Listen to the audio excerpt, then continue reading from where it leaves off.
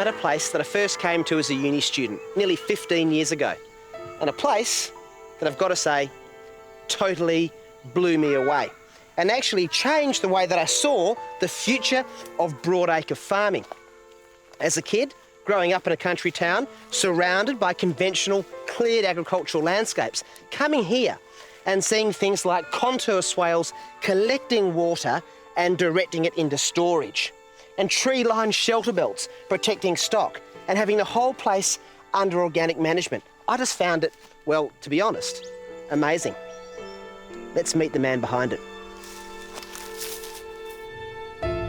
Ron Watkins is a third-generation farmer. He and his wife Suzanne have managed the family farm for the past 40 years. My grandfather took up the farm in 1908, and that was all virgin bush. Then my parents took over from him, and then we took over from them.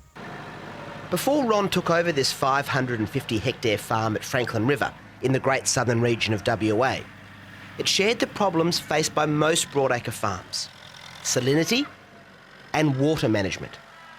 Dad put down the dam between the two houses in 1954, and then in 1973, when Sue and I came home, the water was starting to go too saline.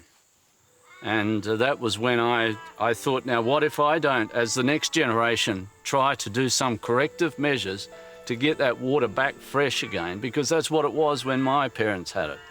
And I just felt a moral obligation, but also I was losing that resource.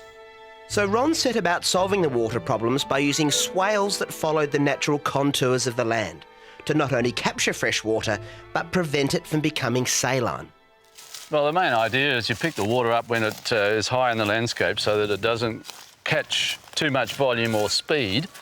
And these swales are put across the landscape to direct the water into storage sites, because you want to open up a resource. So it's along the contour. Yeah. When the highest dam is full, it overflows into the next one, and so it's controlled harvest all the way down the landscape.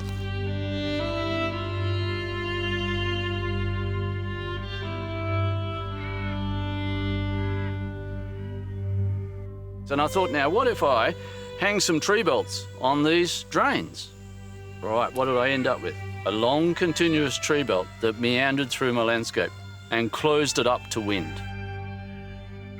Ron also set aside areas of remnant vegetation to protect and increase the biodiversity of the area. Clearly you've fenced this little patch of remnant vegetation off, and I remember this was bare, and now there's leaf litter, there's native grasses. Yeah, well, when I first fenced it off, it would have been 15, 20 years, probably about when you came.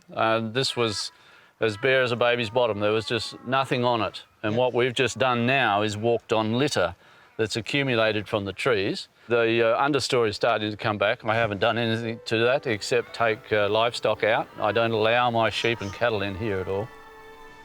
Ron's new way of managing the land has seen it change from a sheep farm to one with a diverse range of produce. From crops to cattle, from eggs to olives. There's up to 8 products we're turning off this farm, and that's the diversity of it all. That's the key to a sustainable agriculture. And if you can get a diversity in amongst there, then your environment's going to be much more secure. Ron's not only changed what he produces, he's also gone organic. I'm about saying, look, Josh, this is as good, mate, as I can do. It's maybe not absolutely perfect, but it's the best I can do for your health and your well-being. I wanted to farm in a way that was responsible and which looked at the future of not just my generation, but the next one and even possibly the one beyond that. Ron's also changed the way he markets his produce, going for the old-fashioned direct approach. Because of the direct marketing, we are getting more of the pie. The consumer is actually paying less, but we're getting more. The guys that are missing out are the wholesale and retail. I'm trying not to smile. I'm trying not to smile. That brings you a sense of warm glow, does it? It does a little. But direct selling gives Ron far more than just monetary savings. It's connected him back to the community. I've always wanted to do this. Market's open!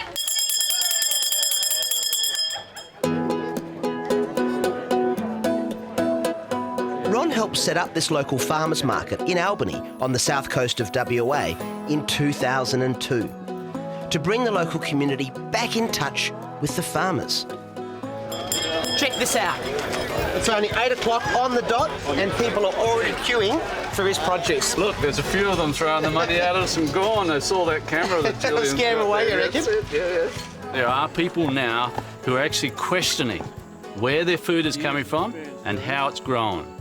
And both through the farmers market, we've been able to actually meet those people, and they've supported us in the work that we've done. It's a small market, but for us, it's very, very important. Oh, you even got 12, look.